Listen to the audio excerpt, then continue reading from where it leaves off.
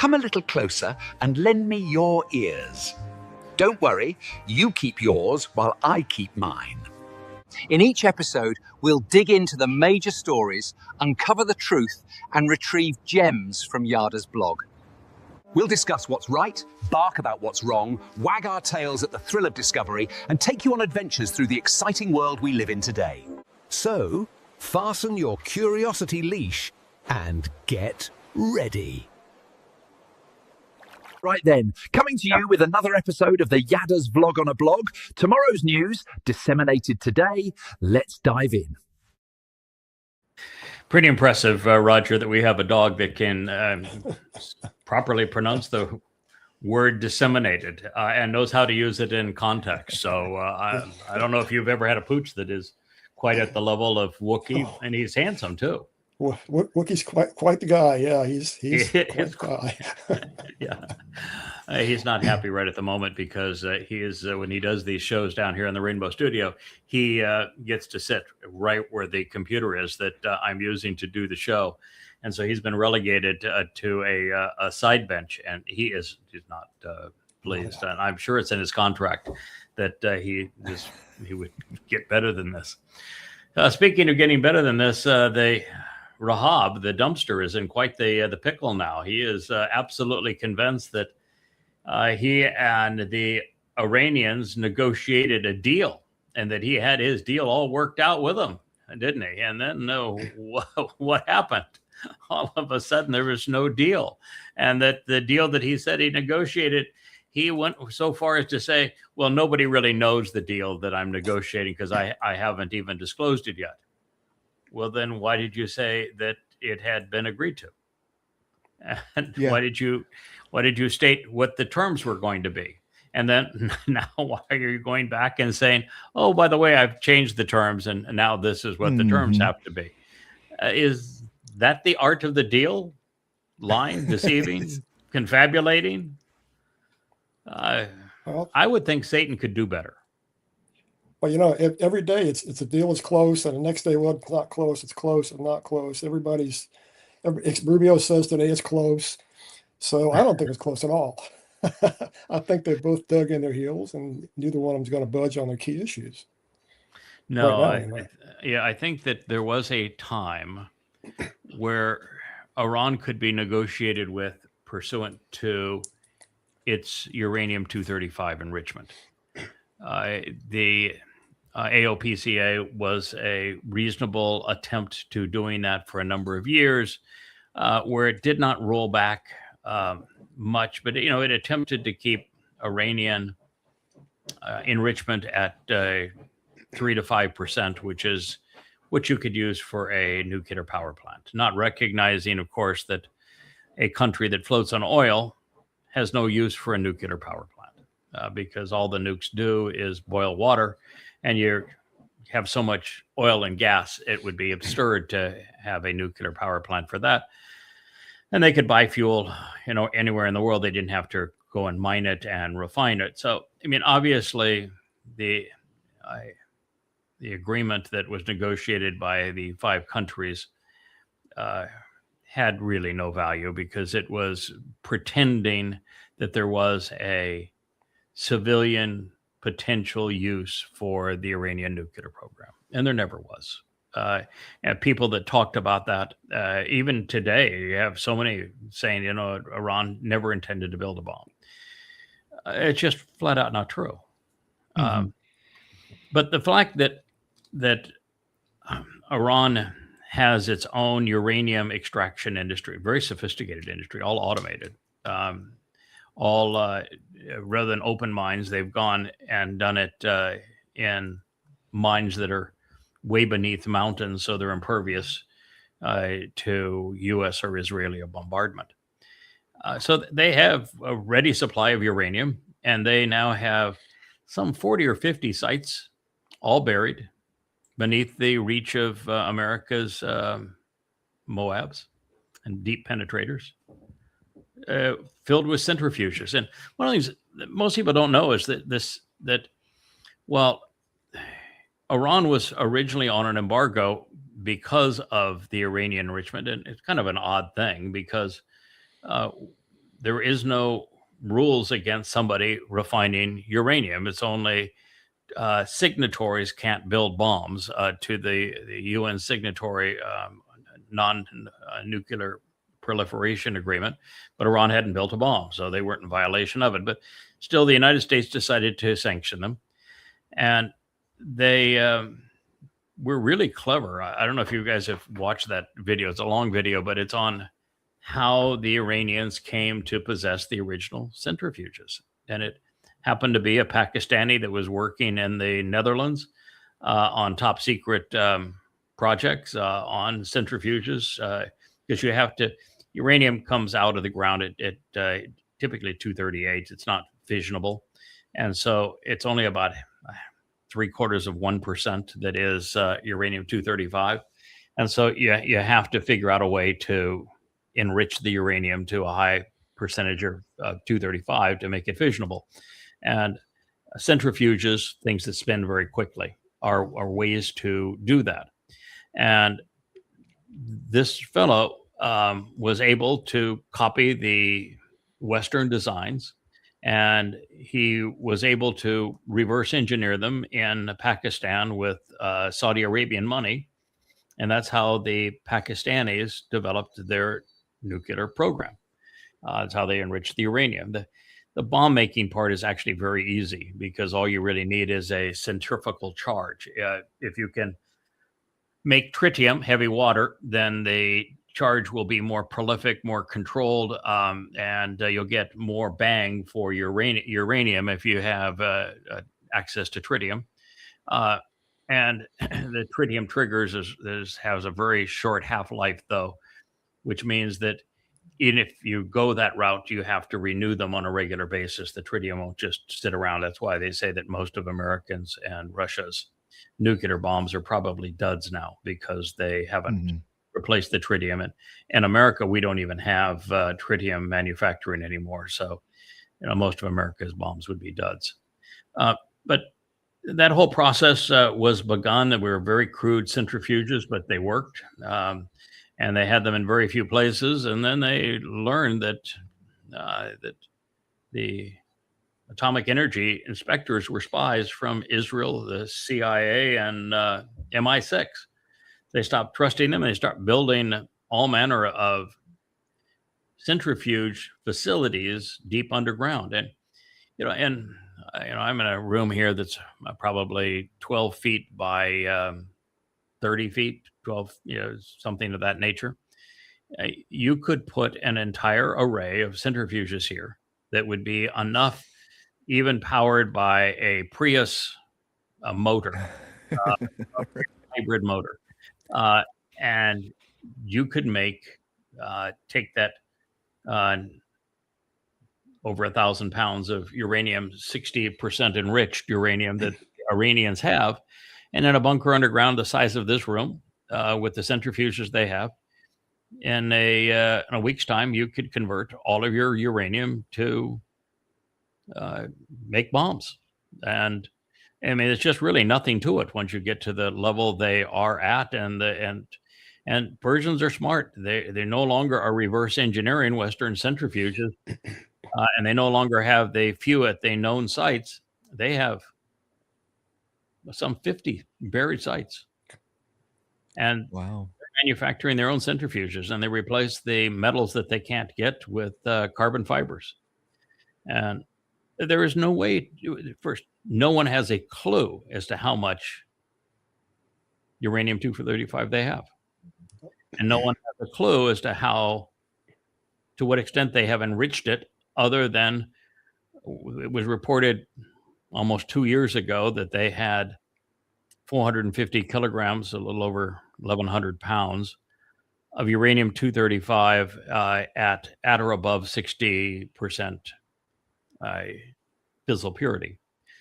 And that might sound like, well, it's 60%. You still got 40% to go. No, you don't. 87% is actually the threshold. And it takes about 90% of the energy to get the uranium from its natural state at 0.75% to 20%. About 90% of the energy. By the time you get it to there, it's a pretty easy task to get it to 60. And by the time you get it to 60, you're well over 90% of the way there. There's not much that's needed to finish the job. Yeah, and it's not like that Iran can say that they lost their uranium in a boating accident, because the whole point of having it is so that people know that they have the bomb, right? Right. I mean, having the ability to produce a bomb makes a nation defensible. You look what happened with North Korea. It doesn't matter what North Korea does or said. There is no way that we or anyone is going to go and attack North Korea, because they'd retaliate with nukes. And so that's essentially what it does, unless the person attacking you is just stupid, as in the case of the Ukrainian war against Russia. Yeah. So they wanted to be able to have one if they needed one for their survival. And so they did everything in terms of the missiles, in terms of the uranium, to take it up to bomb quality without actually building the bomb, because you can't use a nuclear bomb if you want to survive. So it's catch-22 kind of thing. That's what Israel, I don't think, has taken into consideration, or what United States has taken into consideration. At any time over the last 15 years, if Iran's intent were to have 20 nuclear bombs, they could have done it at any time. They had the manufacturing facility, the manufacturing know-how, they had the missiles to deliver it, they had the uranium to do it. It would have, at any time, it would have taken them a week to finish constructing some 20 bombs. But they didn't do it. So you have to say, why didn't they do it? And what can we do that would encourage them not to do it? Or does it even matter whether or not they do it? Yeah. And I would go so far as to say it doesn't matter whether or not they do it. Because the only thing that you lose when they have one is you can't go and attack them. But wouldn't that have been a better solution than what Israel and America did? Apparently. By attacking them, getting the Strait of Hormuz closed, causing all manner of havoc to the world, and having no way out of the war, losing all your bases in the Middle East. You would have thought that would have been, that's a much worse alternative, is not being able to attack them. Because one of the things the Iranians have proven is they're not stupid. You know, this guy here, Dunderhead, the narcissist in chief, the tyrannical ruler of the estate with a flag, MBS. Now, he's a stupid piece of crap. But the Iranians are not. They're Persians. They're really not stupid.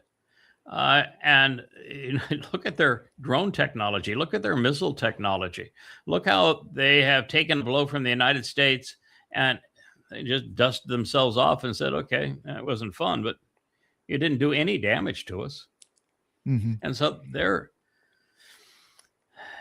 smart enough to know that they can't use a nuclear bomb, and that it would be unbelievably stupid for them to do so, and they're not going to do so. So the whole thing that Netanyahu has been crying about for the last 20 years is a waste of energy. Yes, they had the uranium to do it.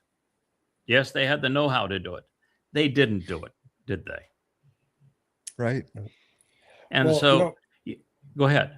Well, in a rational world, deterrence works. It's shown to work over the last, 50 years or so.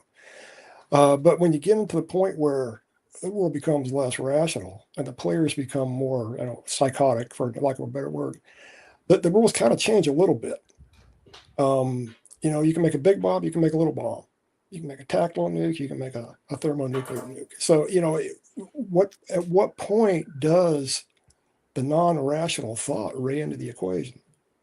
Okay, I think that's a good question. Let me just tell you why. First of all, I think in a general sense, we would never have seen Iran use a nuclear bomb, and then we can talk about tactical nukes, which are way outside of the Iranian capability at this point. Iran does not want to destroy Israel. They simply want to kill Jews. They want to control Israel, not destroy Israel.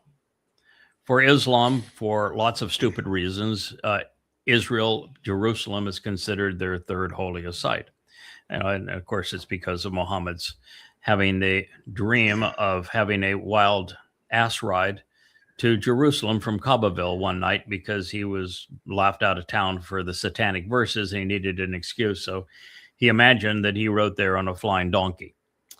And the whole story around it is ludicrous, but it's a place that Muslims don't want to destroy. They don't want to destroy Mecca. I mean, here's you got Iran against Saudi Arabia in this war, but they don't want to destroy Mecca.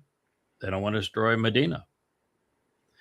They're too important to Islam. So I don't think that that the Iranians want to destroy it. I think they want to just kill Jews because that's what the Quran orders them to do. The second issue is they really are too close. And the nuclear blowback, particularly with the winds going from west to east, would be pretty negative if they used a bomb in Israel. So I don't think that's something they'd want to be exposed to. And then you have the other issue is that there are more Muslims in Israel than there are Jews. Mm-hmm. And the bomb would kill them indiscriminately. And then you have the other issue is that Iran is very concerned about their public image, exceedingly so. I've never seen a country work so hard during a war to play, we're the victim here. We are not escalating. We only respond to provocation. And you use a nuclear bomb, you are the pariah of the world, and no one is, even the Chinese and the Russians aren't going to want to do business with you. You become the pariah of the world. And so that's not a particularly good situation. And then there's another issue, which is that the Saudi Arabians are funding Pakistan. They not only funded the Pakistani development of nuclear weapons with a quid pro quo that they get to have nuclear weapons, having funded them, but the Pakistanis and the Saudi Arabians have signed defense agreements. An attack on one is an attack on the other. And so you bomb Saudi Arabia and you get nuked. That's something that the Iranians definitely don't want. All right, so that's the reason I think the Iranians never finished their bomb, and I think that's the reason they never deployed their bomb, and I think they could have been largely ignored in terms of their nuclear desires. It is true that two things have to be considered. The U.S., China, U.S., Russian, particularly the U.S.-Russian standoff, is based upon MAD, mutually assured self-destruction. MAD is no longer holding between Russia and the United States. And that's largely because the President of the United States is mad. And so that there's no rules anymore. There's no treaties. There's no agreements. It's we're in the Wild West days of nuclear proliferation now. And then you have the problem of the whole Ukrainian war was unbelievably stupid because there was no way to prevail. The U.S. started the war with regime change in Iran for the express purpose of breaking Russia into pieces so they could steal the natural resource. Same reason we're in Iran, same reason we went into Venezuela, was to steal the natural resources. So the problem with that is that Russia is not a patsy. And I don't know what part of World War II is necessary to reinforce that point. Well, the Russians, they lost 25 million men to win that war. Mm-hmm. And there is nothing the Russians can't endure to prevail in a war. And so to think that you're going to have a conventional war through a proxy and that you can give the Ukrainians enough weapons to beat down the Russians into capitulation is to say I've got my head in the mud and I have no clue as to their national psyche. Because you have a 0% possibility of pulling that off. And then what happens if you were to push them to the point that you either bankrupted their economy or overwhelmed them with Western weapons, and you put them in a corner? What are they going to do? Yeah, they're going to fight back. They're going to nuke. What do they They're have going to to nuke lose? you. That is what they're going to happen. And now that you've got Russia, Europe, not only making the weapons that are being deployed inside of Russia, but providing the guidance on those weapons and also providing the manpower to fire those weapons. And that's happening in France, Germany, and in the UK. Russia has to strike back. Mm-hmm. I mean, Russia is Yeah. going to be destroyed if it doesn't strike back It's just at a matter Europe. of time. So MAD no longer applies in Europe. I don't think MAD applies with Israel. I think Israel. Go ahead. I know in the Russia-Ukraine situation, Mhm. Ukraine's been pretty smart on how they're using their drones and artillery and missiles and stuff. They're actually going after Russia's oil assets, the oil wells, the refinery plants, the pipelines, the vessels at sea. They're systematically dismantling it. And if they're able to come to a day where Russia can't pump oil, that's going to be a game changer, a real game changer.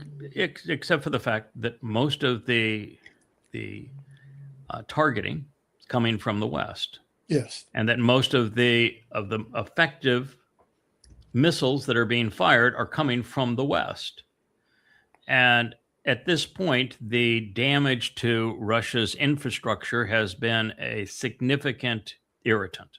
They're able to restore it and replace it fairly swiftly, and they're distributed well across their country. But it's pissing them off big time now. Yeah. And it's pissing them off mainly because it's not really coming from the Ukraine, coming from Europe. And so the Russians are really right on the cusp now of going to war against Europe. That's correct. That's the game changer. The game changer isn't what Ukraine is doing to Russia. It's what Europe is doing through the Ukraine to Russia, and that Russia has no choice now but to take it to the Germans, who have announced they're going to war with Russia. The UK has announced they're going to war with Russia. The French have. Russia cannot sit back and be a patsy, and therefore Russia must attack Europe. Now that's a game changer. Whether they go nuclear, I don't think there's a prayer that Russia will start taking out Europe, who has no air defenses and missile defenses. I don't think they'll start with the nukes. I don't think Russia. No. I think Russia is committed to their doctrine, which is no first strike. Right. But their kinetic tools, their conventional weapons, which are unconventional now in their speed and their maneuverability, Europe doesn't have a defense for them. And what happens to a country when it's laid defenseless?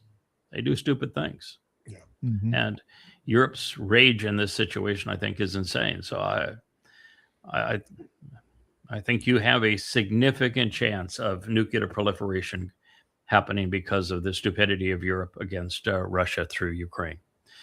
I think the United States has largely removed itself from this equation. Now it's a Russia v. Europe, Russia v. NATO war, and the U.S. is a non-player now in NATO and in Europe.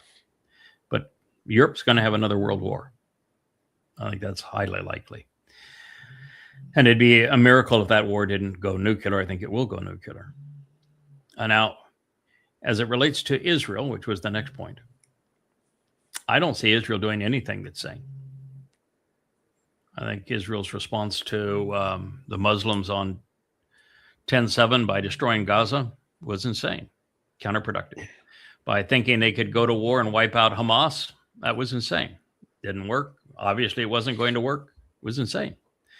Continuing to send men into Lebanon. It's like the Vietnam Hamburger Hill. We're going to go climb that hill again, then we're going to retreat, and then we're going to climb that hill again, then we're going to retreat. They can't stay in Lebanon, and they can't go in and constantly retreat. This is insane. to continually provoke Turkey vis-a-vis Syria with, it's Russian or Israeli troops are positioned now inside of Syria, and they've done all sorts of bombardments of Syria. It puts you in a really bad position because Turkey's got a military that's bigger, probably more powerful than Israel's. They haven't had to fight Turkey in one of these wars yet, but they're really close. Turkey has actually declared war on Israel now several times recently. I just don't, and when Israel depended on the United States to go back and attack Iran a second time, somebody just wasn't thinking. So I think Israel is insane because there was no chance Israel was going to prevail and make things better in Iran. There's none. They weren't going to get regime change. They weren't going to get surrender. They were not going to eliminate their nuclear program. It's too well buried and too well distributed. And so all they did is make a bad situation worse. So if you've got that kind of thinking in Israel, and they do have nuclear weapons, when it comes to the whole world coming against Israel, they're absolutely capable of using them in the first strike. So I think they're dangerous.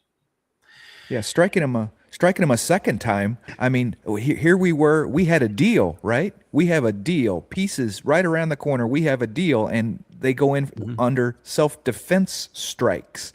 What was that all about? I mean, does that make sense to anybody? A self-defense offense. Yeah. Oh, yeah. The United States is the most recent attack where they came out and said we had a self-defense.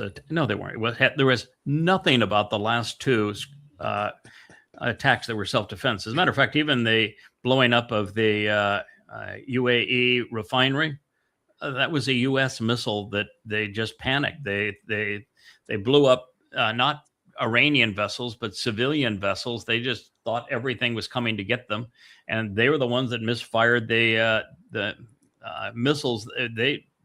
We just flat out panicked. We can't pull it off. Now, I just want to finish your point, though, Roger, in terms of the mindset of Matt. I've told you that I think that the president of the United States is mad, so it won't work with the United States. I've told you that what Europe is doing right now vis-a-vis Ukraine and Russia is insane, and so they can't be counted on to prevent mutually assured destruction. I think Putin is actually very cautious. He is absolutely shown that he can be counted on not to do something insane. The question is, when is he going to act? When is he going to act like a man and stop just taking it on the chin because he's trying to be the adult in the room? We have seen over the last 20 years that the Iranians have not been insane. And we have seen over the last 20 years that the Israelis have been insane. So now you're dealing with the fact that in Islam, sanity is not a virtue. When you have a religion where your God tells you to fight to the death against all non-Muslims, there isn't a whole lot of moderation there. So then you have to wonder, all right, would the Iranians use a nuclear bomb because wiping out Israel is part of their Quran? And I say no again, because that's not the Quranic style. That's not the Mohammedan style. You're supposed to go there, pound your chest, scream Allahu Akbar, and terrorize your enemy while risking your own life. That's what you're supposed to do. It's what happened on 10/7. It's what's going to happen in Alaska Flood 2.0, the way it's described through the prophets. It's millions of men marching into Israel, each individual getting their jihadi points. Stacking up the virgins in paradise. This is their mentality. It isn't a nuclear bomb. That's why there was a fatwa against it. Now, there's no longer a fatwa against it, and I think that the likelihood that the Iranians either already have or will soon have a nuclear bomb is exceedingly high. I think this whole war was counterproductive. So now, I'd be surprised if they didn't have one by now. I'd be shocked if they didn't have one by now. Yeah. I think that it's one of the reasons why the Iranians can talk about releasing a certain amount of, even though they've said they're not going to do it, but they are in a position where they could release a certain amount of uranium-235 to the Russians for conversion into back into 3 to 5% for power plants, which is what the Russians have promised to do, and they've done it in the past. They can be trusted to do that, but they can do that now because I think they've already made their bombs. It would be foolish for them not to do it. And one thing we have seen is they're not foolish. They have played this war brilliantly. And really, the Iranians have played this war brilliantly. And it hurts me to say that because I'm opposed to the Islamic theocracy. But they have. Yeah. And so now you've got Trump. He comes up, he's desperate to end this war that he started. It's unpopular. And he's now, I'm sure, convinced that all he's got is bluff. He loves to bluff. I'm going to wipe him out. I'm going to bomb him back into the Stone Age. You can do this the easy way or the hard way. No one believes him anymore. Mm-hmm. And I think that the Gulf states have all said, if you attack Iran again, we're done. Yeah. And they've had to say that because they have actually been the brunt of what the Iranians have done. The Iranians have been really, really smart. Rather than sending most of their missiles into Israel, they've sent most of their missiles into the American bases and American facilities and the fiefdoms with dictators. These are,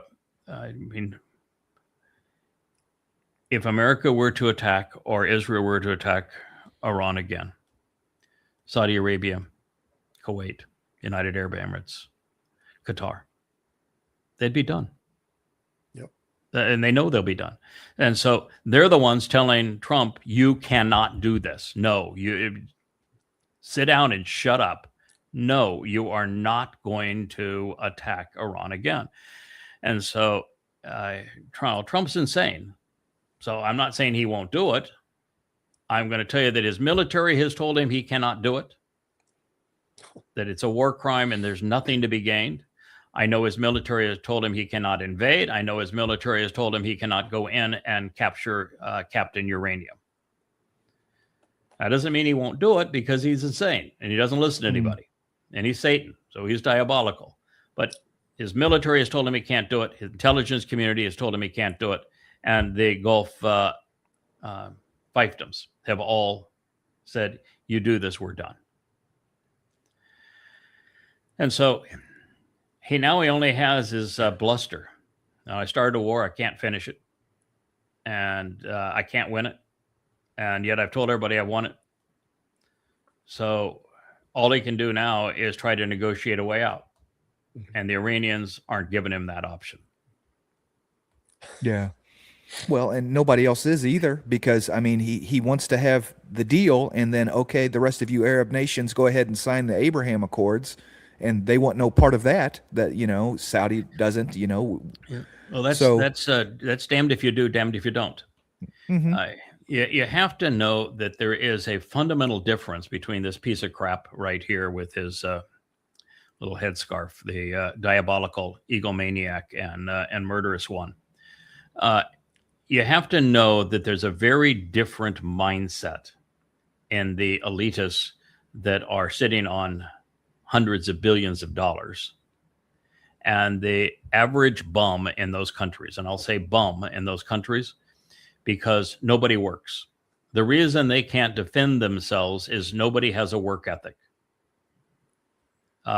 They've created countries where if you are a citizen, you get oodles of money from gas and oil, and you don't work. And people who do not work are bums. It is devastating to one's character. And of course, Islam is devastating to one's soul. And so they're not just bums, but they're bums that would willingly do whatever was necessary to obliterate Israel. And they hate Israel because their lives are really unhappy. Even with all of the scummy wealth that they have, there's nothing that's going to resolve the fact that they're Muslims. And so they have to have someone to blame. That was Allah's whole thing. Okay, life for you is really bad. You're really stupid. But those other guys, you got to go kill them there, because they're the reason that your lives are bad. They did this to you. They boogeyman. That's why we keep on blaming Russia and China. Dictatorial leaders need boogeymen to get people to cower and to control them. And so they're all told that their boogeyman is Israel, that all their misery is because of Israel, not because of Muhammad and Allah. And so you've got a real pickle here. They know that if they were to normalize relationships with Israel, that the people within their country would kill them. Mm-hmm. They wouldn't just say, we want a different government. They'd kill them. And they know it. And they've said it openly. If they approve and demand, as Saudi Arabia did within hours of the time that Trump had his mandatory recommendation, and said, no, we're not doing that unless there's the creation of a Palestinian state. They don't want that either. Mm-hmm. Because they know the mindset of the Muslims in Gaza and in the West Bank. They've all been through that. Kuwait had to throw hundreds of thousands of them out. Jordan's been at war with them for years. Egypt threw them out. That's why they have the big wall there. They know them. They know that their own people are parasites, but their own people are non-vicious parasites.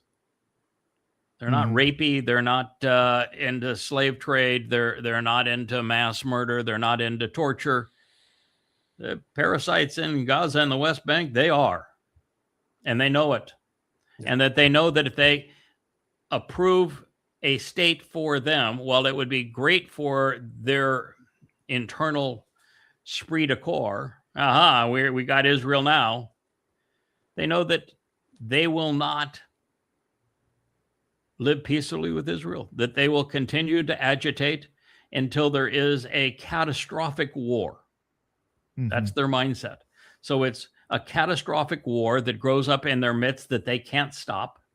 And it'll be just like Osama bin Laden turning on his own family and the leadership in Saudi Arabia, saying, you're not Muslim enough. Mm-hmm. Well, that's exactly what's going to happen out of a Fakistanian state. And they know it. It'll blow up, and it's certain death to them if one is established. They know the mindset. And if one isn't established, then this war doesn't end. And the Iranians destroy them. They've been put in an impossible position. And this is when you have people put in desperate positions where there is no way to win, they do really insane things. And that's where we find ourselves. When Trump upped the ante and demanded, it's, because what he originally says, okay, we'll pay you a bunch of money, some $25 billion is the new number, and you open the Strait of Hormuz, the Iranians said, okay, yeah, we can do that. No, that's fair enough deal. You stop the war in Lebanon. You remove your troops from the Middle East, and we'll take $25 billion. It's our money, but we'll take the $25 billion and open the Strait of Hormuz. That's a fine deal. Okay. And there you go. So Trump could declare victory. He could have walked away, and the Strait of Hormuz would have been open, and all it would have cost him is he didn't get a victory, and the United States would have released $25 billion. And he looks like an idiot because he constantly rails on Obama for releasing a bunch of money and getting a weak deal. And he would have gotten no deal because uranium wasn't even mentioned in that deal. Yeah, that is 100% the key issue right there is he is going to look bad. And so he tries to throw on, hey, at least my Abraham Accords came through. Look, peacemaker, peacemaker. And Yeah. his ego is what blows up any semblance of an open Strait of Well, Hormuz. when the warmongers in his MAGA group said, "Wait a minute, you can't let Iran have any nuclear capability. It's all got to be destroyed." So it's not just you're not going to refine anymore. No, it's all destroyed. We come and get it. We destroy it. We take it. You give it to us. It has gone back to that rhetoric of which there is a 0% chance that's going to happen. Zero. I mean, you don't even say it unless you're just trying to piss people off. But that's where he is now. Now he has thrown that monkey wrench back in and saying there'll be no release of money unless that happens, which means the Strait of Hormuz isn't going to be open. The Strait of Hormuz doesn't open. When we continue like this, the entire world's economy is going to crash. That won't be good for the midterms, will it? Oh, Well, the midterms that aren't going to happen. Yeah. So, the Abraham Accords were thrown in because he thought that if he gave Israel some kind of a plum, I guess maybe he could control them, or that, yes, look at me, I'm the great peacemaker. Forget about this nuclear thing. We now have the Abraham Accords. That's better. But the only way to get that is to carve the heart out of Israel and create a Fakistanian state. And the moment you've done that, Israel is indefensible.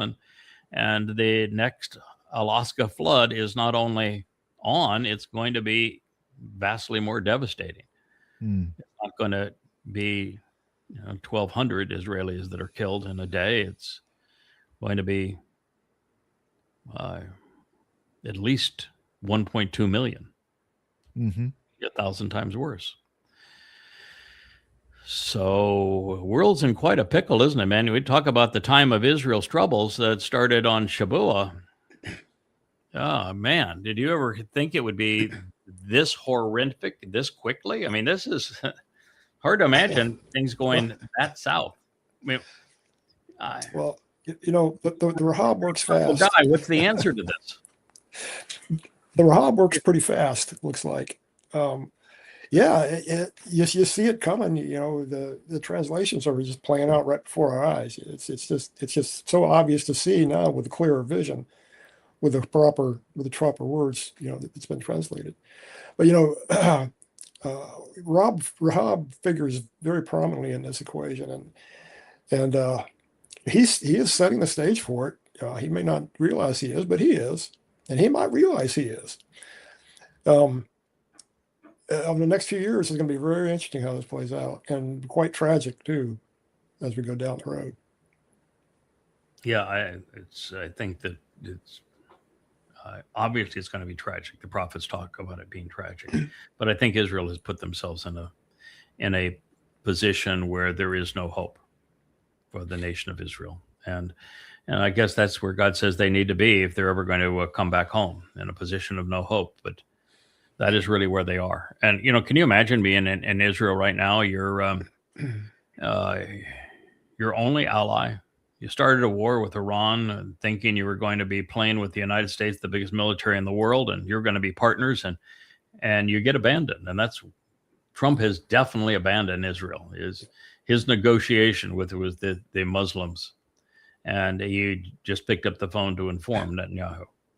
And the Israelis know it. And the Israelis know that the deal that he formed did not include a mediation of their nuclear capability. And by the way, now that is never going to happen. So, I mean, I pretty clever at this point. You'd have to be pretty clever, but I don't think there is a move that Trump can make or that Netanyahu can make that resolves this problem. And I know there's no move that MBS can make. The dictators of the Sunni Arab fiefdoms, they're in real panic mode. I mean, they're on the cusp of annihilation.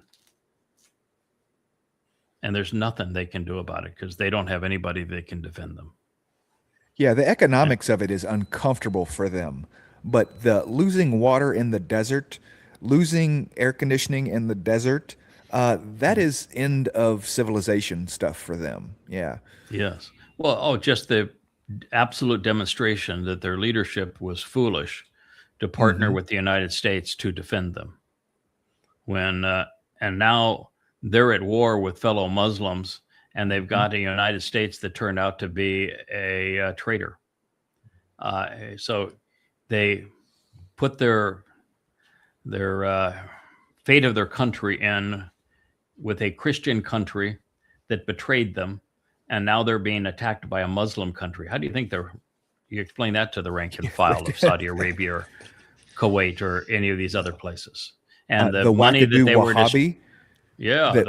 money they were distributing to keep the peace amongst the natives, they don't have it anymore.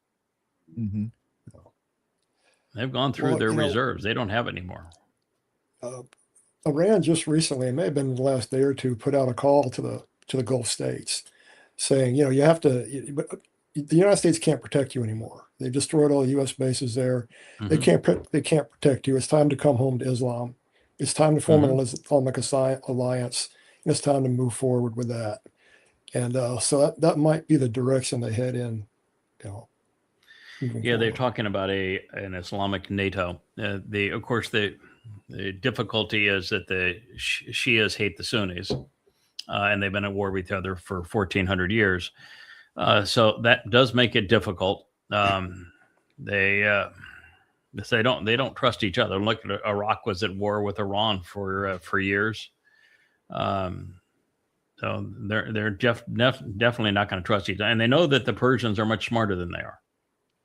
It controls the Strait of Hormuz, and so it has them. So I would agree. If I were in their shoes, I would disown the U.S. But the problem with that is all of these idiots here, like MBS, all they are is sitting on top of large piles of black ooze that they have been selling in dollars under a system where the United States would protect them, and they would bank lots of money without having to do anything. And they're all in that boat. I mean, all of the labor, everything that gets built in those countries is by slave labor. And so they got nothing. Now, they tried this at the end. They said, well, we'll diversify. You get Abu Dhabi and several places that have tourist destinations, but those tourist destinations are gone now. Their value is destroyed. So what do you have? And can you imagine a worse place to build a tourist destination where the temperatures go from hellish to abominable? Oh, it's not the temperatures. It's the people. I mean, I don't care how nice they try to sell Emirates. I don't care how nice they try to sell Abu Dhabi, or Dubai, right? Beautiful, beautiful. They made their own islands, supposed to be a resort, an absolute paradise. It has nothing to do with that. It's the people, man. You couldn't pay me to set foot in that stuff. No, I am not going there. That is for darn sure. Just ask all the people that lost their passports in Dubai. Oh my God! Yeah, you go in as a Westerner, and they'll take your passport, and you were a slave. So you can't complain. There's no reasonable legal system, and they're going broke, and properties have tumbled in price. I just think that the United States and Israel made such a horrific calculation of going to war a second time with Iran, and what they ended up with is the utter destruction of that region. And and when people have nothing to live for anymore, they do really bad stuff.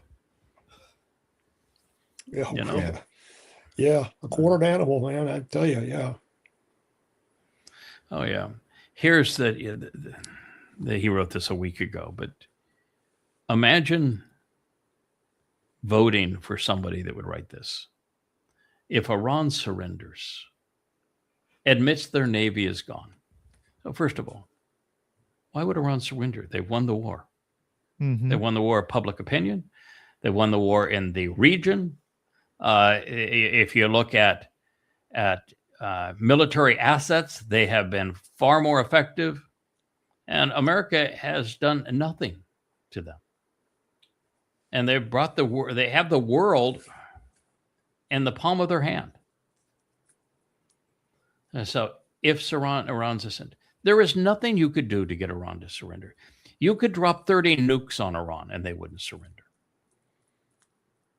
Yeah, just vote for him. This has his rhetoric, his style, his attack, his demean has proliferated throughout the Republican Party. Yeah. Mm-hmm. So if Iran surrenders, admits that their Navy is gone, their Navy is not gone. Their Navy is comprised of fast boats that protect the Strait of Hormuz that are under ground. They're in caves and they launch them out of caves. We may be having a problem with our little camera here in terms of its focus, Rich. But they had tens of thousands of them, and my guess is they haven't even lost 100 of them. And that is their Navy. They are manned and unmanned. They fire missiles. They lay mines. That is their Navy, and that is not been affected, not even 5%. Resting at the bottom of the sea. That is absolutely out of touch with reality. Their Air Force is no longer with us.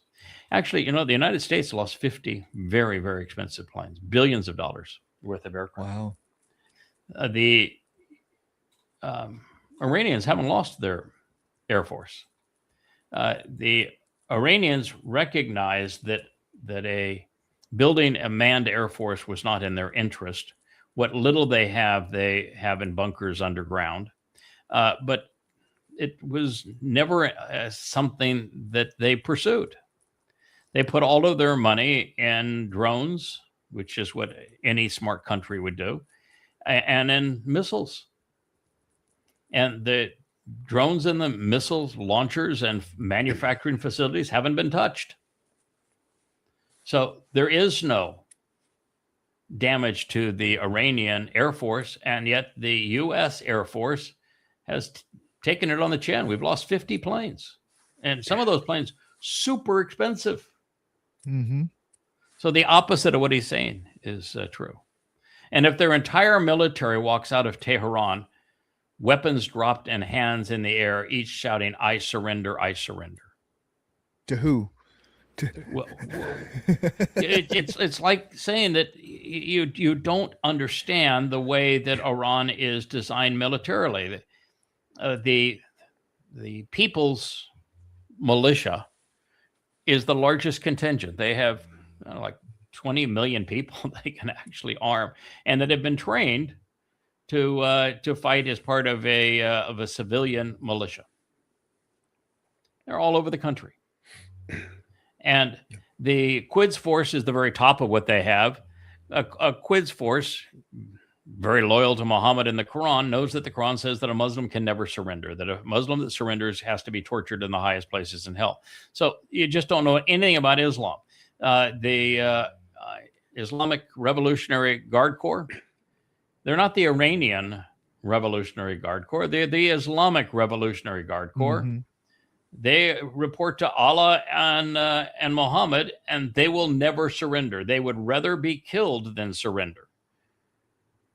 And there are millions of them. You aren't going to affect them. They were never going to surrender. There's nothing you could do that would cause them to surrender. You could have them outgunned 1,000 to 1, and they're going to charge at you. Mm-hmm. You just don't know the mindset of these people. Well, this is a propaganda rag put out by somebody. It's playing to the MAGA base, the military base, patriotic base, Christian base, to make it appear like Trump did something over there and a good for them. We won. But it's all lies. But here in the States, the news media itself is all mostly tied to Trump, and they're reporting the same stuff. Nobody's going over there to really check. But the truth is just the opposite of what this thing says. And so he wants their leadership to sign documents of surrender. Yeah. I mean, what does he think he's back, on the battleship Missouri, and you're going to have the emperor come out and sign surrender documents? That's So he can hang them on the wall. He wants to hang them on the wall in the White House. You murdered the around man's gold father. frame. You murdered his entire family. You disfigured him. And he, by the way, is Iranian Revolutionary Guard Corps. In fact, everybody in that government now has fought. They're all comrades. They're never going to sign any documents like this. This is just completely delusional. The China Street Journal, the failing New York Times. Oh, and the magnificent fighting forces of the United States of America that lost every war that the U.S. has engaged in. Every war since when we actually lost World War II, because if you look at the troops we sacrificed to prevail, that's a loss. I mean, you cannot look at what we did there and say that we prevailed. It was terrible. And it was the Russians that beat the Germans, and it was nukes that beat, and terrorist attacks, bombings on Japan that beat the Japanese, and look at the cost in American lives. It was terrible. So we lost in Korea, we lost in Vietnam, we lost in Afghanistan, we lost in Iraq, we lost in Libya. We're losing in Ukraine. We lost in Iran. We lost in Syria. What is he talking about? Brilliant victory, masterful. The fake news media. And this is the writing of an insane man. Yeah. Literally, I mean, he is insane. Well, yes, he's demon possessed. That's all true, but Satan is more clever than this. This is just pure insanity, and it's astonishing that you have a president running a country with tweets, tweets and executive orders. Goebbels And could you have have- written that. Yeah. Pardon? Goebbels could have written that. Yeah. You know. Okay, so Iran, America is claiming that, and we're talking a lot about this war because this war is the catalyst for the time of Israel's troubles. It's obvious. Yahweh said through both Yoel and Yeshaya that it's the Iranians that are going to send millions of troops into Israel. And they're going to be devastating over the next 7 years. And so we know that it's the aftermath of this war that's going to be so devastating to Israel. And we know that Israel cannot defend itself against Iranian missiles and drones. Another few weeks and their entire stockpile of interceptors would be gone. And they're really not having very good success with the cluster missiles or the hypersonics or the worm swarms. And so they're in an exceedingly vulnerable position, and there's nothing they can do on the regime change, and nothing they can do on removing the uranium. So the war goals are not winnable, and they're isolated from the world, and now isolated from America. So Iran's in a position where they're looking for provocation. They want America to invade. They want provocation. That's why when America gave it to them, they're now saying, well, that was America's violation. We're prepared to respond. Typically, the Iranians have not been bluster. Mm-hmm. Typically, they do respond. We'll see.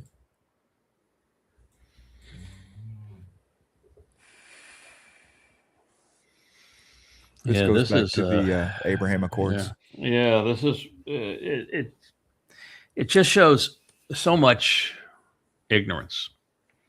The ninth surah of the Quran was written, and it begins, any treaty between a Muslim and non-Muslim is not binding on the Muslim, which means that you can't do a deal with an Islamic country. That's what that means.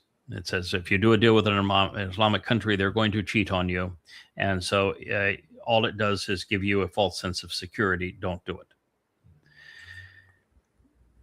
But the reason that the Quran says that a treaty between Muslims and non-Muslims is not binding on the Muslim is because Muhammad sacrificed everything: his honor, his claim to be a messenger of Allah, Allah himself, all of it, when he signed the Treaty of Hudaybiyah, where it says that Allah's not a god and that Muhammad's not a messenger of a god.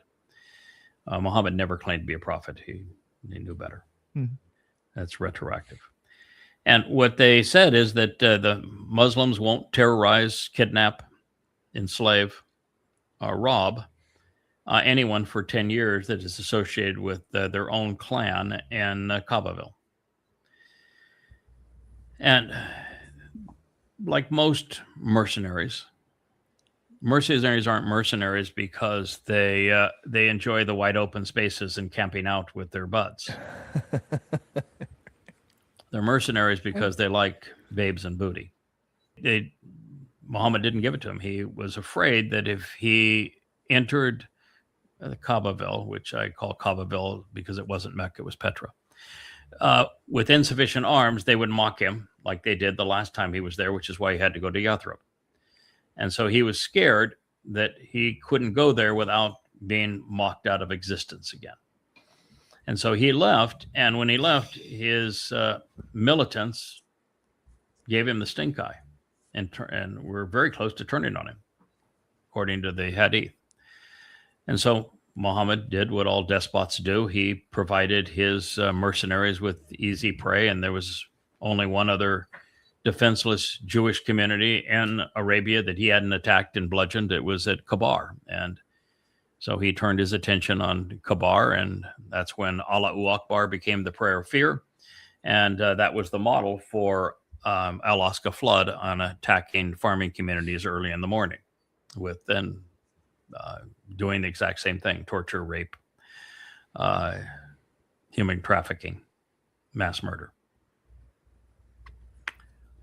So if you don't know those things, you really ought not be in a position where you're trying to influence future events. Mm-hmm. You ought not be trying to arrange a deal between these countries. And let's just be frank. What incentive would Turkey have to join the Abraham Accords? What incentive would Egypt have to do it? Nothing. Nothing. They literally nothing. I mean, and so just to say it says you don't understand the dynamics of the region. It is pure insanity.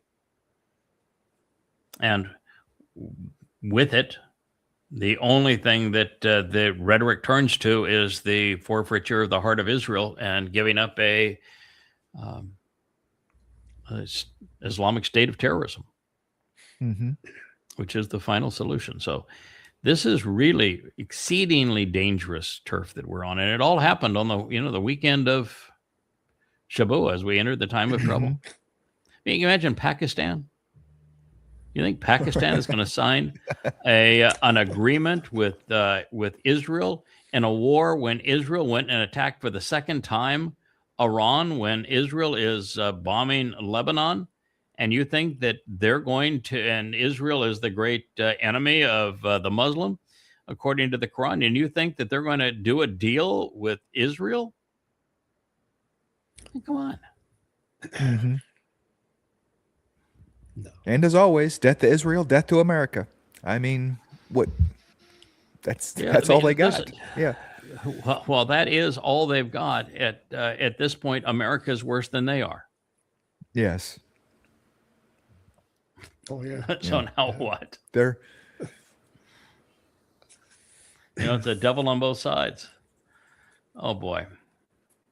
The word of God, it's sharper than a double-edged sword. Hebrews 4:2. By the way, was Hebrews written in Hebrew? No. And it reads like bit of every one trivia. of Paul's letters. It's obvious that Paul wrote it, or if Paul didn't write it, then one of his attaches wrote it.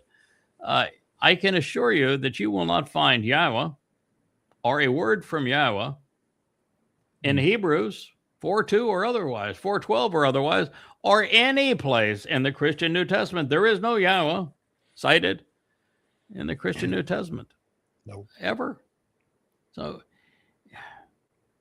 just be aware. If you are a Christian, your New Testament was inspired by Satan, not by Yahweh. And the guy that created it admits as much, Paul. Mm-hmm. Admits that his ego was so out of control that the only way that Satan could keep him in check was to demon possess him. And if that's the word of God to you, then you probably should vote for, a rapist and pedophile who is a narcissist and warmonger, and see how that works out for you. Yeah. A thorn to control them. Yeah, written, mostly in Greeks, inspired by Rome. Carried forward with Roman Catholic Church. Mm-hmm. Oh yeah, I'm gonna write on behalf of those goyim that God says don't emulate their ways, and I'm going to change everything. I'm going to make it such that the Jews, those dastardly Jews, they killed my God. Oh my God, can you imagine that? Those dastardly Jews, they killed my God. So my God got mad at him, and he reneged on all of his promises to the Jews and gave them all to us. So now you have a lying God and a dead God. Mm-hmm. I'd choose, if I was going to create a God, I'd have one that's better than dead and liar. I mean, why would you ever believe the said God if he renounced all of his promises with his people? Why would you believe that any of his promises to you? Mm-hmm. And why would you follow a God that men can kill? Yeah. Why would you follow a God who is no bigger than a man? And a baby. Just stupid.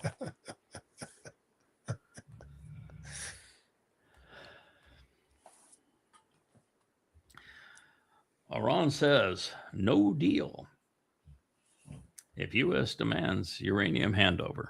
In other words, that wasn't part of the deal that they negotiated, was it? And now it's the Trump's additional deal, and Iran says, no, we didn't agree to that. And by the way, now under all the after everything we've gone through, there is no chance we would ever agree to that. Yeah. Well, who's dictating terms now? Yeah, who's dictating terms now? I was going to say it's been a turnaround. It's been a turnaround here. It looks like to me the leadership in Iran is in control 100%. Trump's just reacting now to their leaders. Yeah, and the leadership, and Trump wants to say that you have no leaders. That's what his last post said. You have no leaders.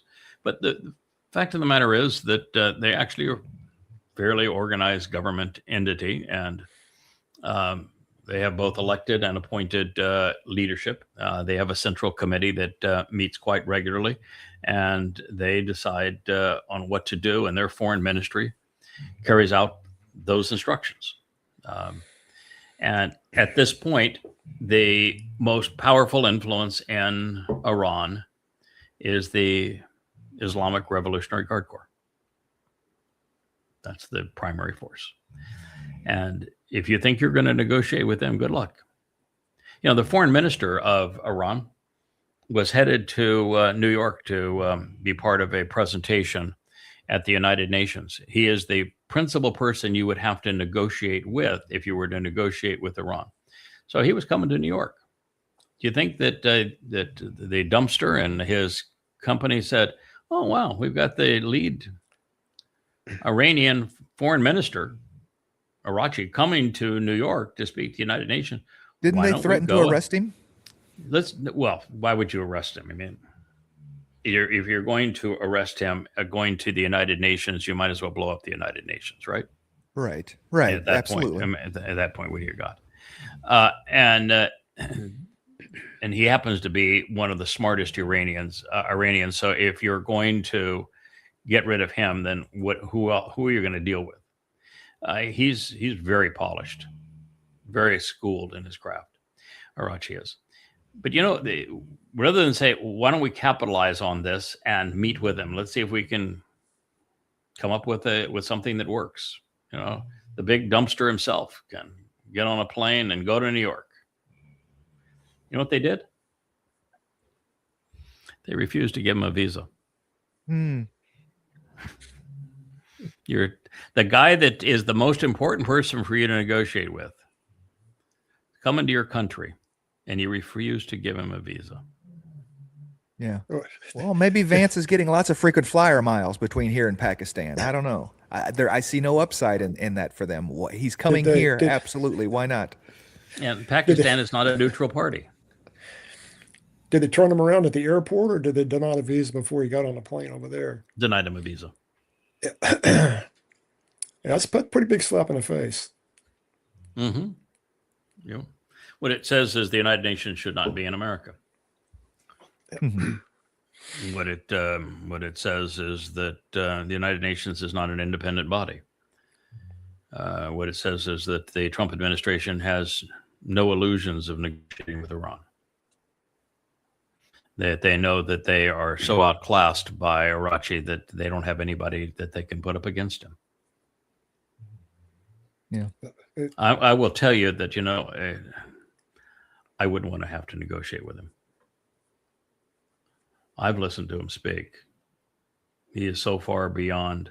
First of all, that's his skill set. You're playing into his wheelhouse, and when he comes to a meeting, he is exceedingly well supported by data and staff.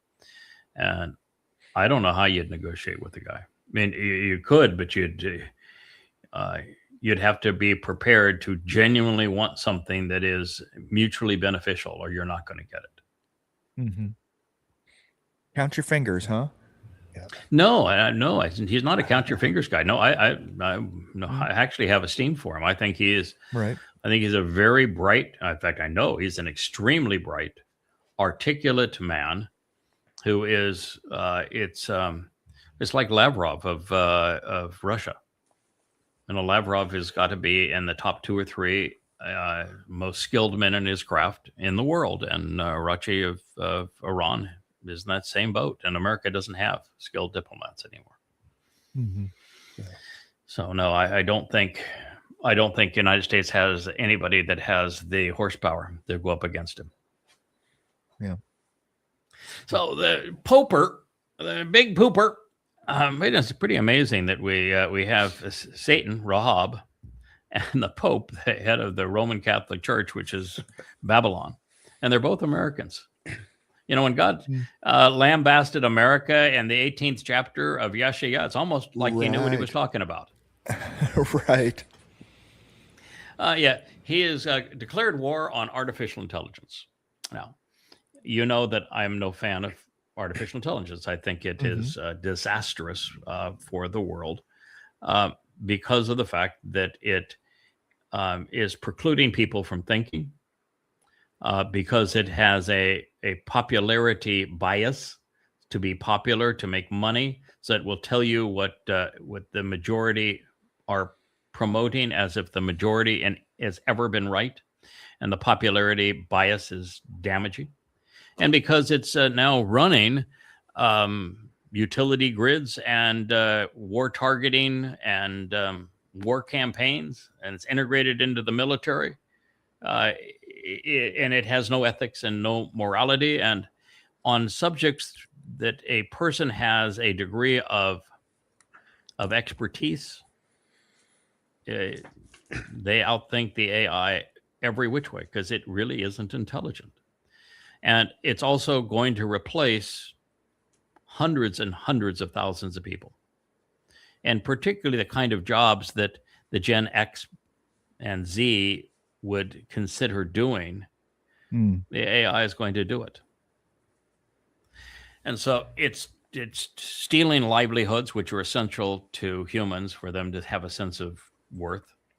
And it's robbing them of their thinking, of them being reasonable and rational, which deprives them of their humanity.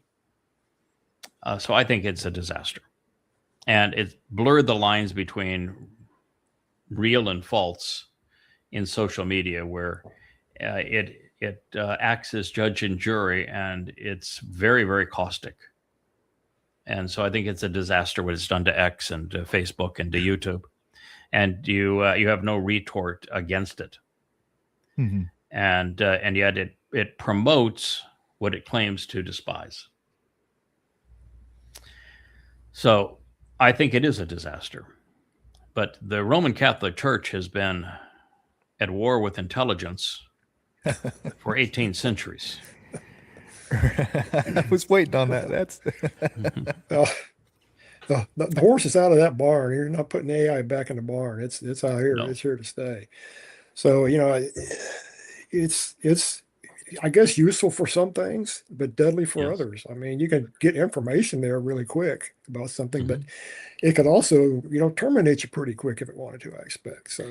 Yeah, AI has, if it was relegated to specific tasks and was not a universal problem, I think that AI has merit. Leia uses it marvelously in producing her songs, and it takes a lot of work, a lot of training, a lot of human input. And a song can take her 200 to 300 hours. It's so hard to work beyond the constraints of the AI, but we can do it. And the graphic team, most of the graphics are created via AI, and they're beautiful. And the story that you can tell when you work through AI like that is much better than we can do on a program like this. So I admire it for that. The Ask Yada, we went through a first iteration. It was horrible. The second iteration has been pretty good. It could be better, but it's pretty good. But you really have to be exceedingly restrictive as to what you will allow it to venture into, because the moment it returns to its comfort zone, which is its biases and popularity decrees, it becomes counterproductive. It is very good now for writing software, but it's very sloppy. So you can create marvelous enhancements to a website and capability of the website using AI, but you're going to be picking up the pieces for a long time because it's sloppy. And it will do things that are counterproductive behind your back, and you're constantly battling it. So it's 6 of one, half a dozen the other. In that regard, it's been a disaster as it's been put over social media, controlling it. Disaster as it's put integrated into the military. It's doing exactly what they want it to do. You don't implement Bernays and all these other psychological techniques by accident, and that's how X works and everything. It's a control mechanism. Yep. And that's what Starlink is ultimately. It's a control mechanism, and they're going to use it to control people, and they're going to use it to rob people of their economic freedom and their liberties and their thinking. And it is Animal Farm. It's Brave New World. And it's a disaster on the bigger scope. But if you wanted to do a search, it does searches pretty well. I use it when I'm writing and I want to say, okay, what is the passage that talks about this subject? Or, what is the Hebrew spelling of this word? And, about 70-80% of the time, if you give it something like that, it comes up with something reasonably good, reasonably fast, and you can use it. But man, does it make tremendous mistakes. It's and not they're so common. It's not putting the ain and the aleph in the right spot, is it? It's not like we can just flip a switch and have it go through. And no, I can't use it for that because there's too much thinking that is involved. Like Perry loves AI, and his goal would be, I've said, I want some help getting these 3 books to, most of them have a lot of the superscript already integrated into them. And I said, I'd like the rest of them done, but it's going to have to be a manual process, because if you try to use AI to do this, it is really going to screw it up. because there's words that are pronounced transliterated the same way, but that are spelled differently, and they have very different meanings, and it's going to really screw it up if we try to automate the process. And it's tough to walk away from the fact that it can do in a matter of minutes what could take days to do. It just can't do it very well. And weeks to undo. I mean, Yeah, to go back undo. and correct is it. I mean, if you even get that lucky, sometimes it just deletes everything. You know, we've seen cases where it's deleting Google Drives and data for companies and stuff for whatever reason. Yeah. Yes. So It can do more damage in a heartbeat than any human can do. And so I just look at it as it's a mixed bag, and the bag is mostly bad because of the long-term implications of this and the lack of a morality that is running it and controlling it, and how they'll make their money.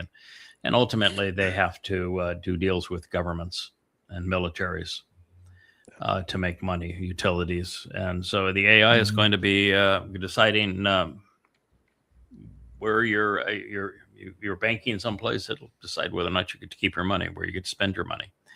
It will decide what internet access you have, and what you can view and what you can't view, and whether or not you're going to be free or not, whether or not you're going to live or die. They're not putting this horse back in the barn, as you said, Roger. Yeah. Well, I know, speaking of X, the video part of X, not the commentary side, but the video part where you punch on and you see all the videos come down, most of those are AI generated from, Yes, I they are. think.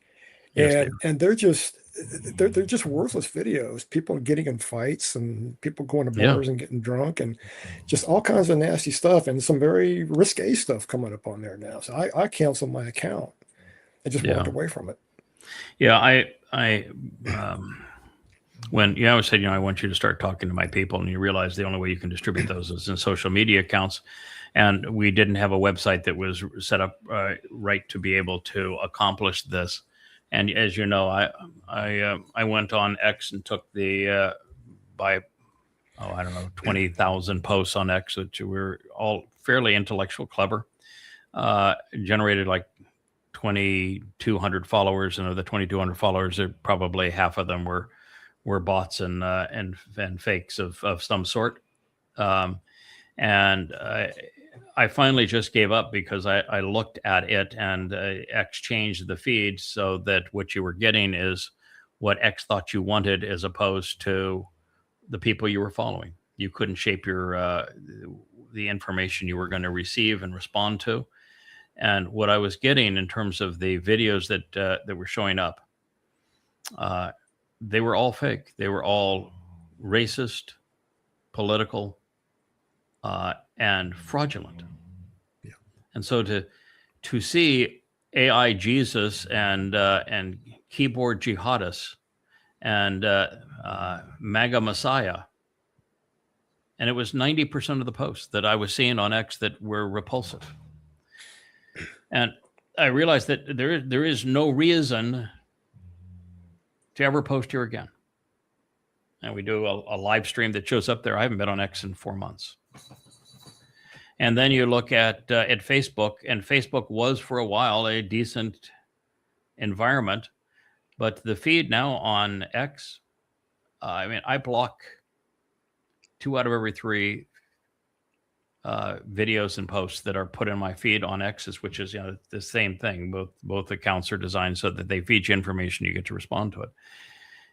I block most of them, and yet I can't dent the amount of keyboard jihadi posts, or MAGA stupidity, or Christian stupidity, or Muslim stupidity.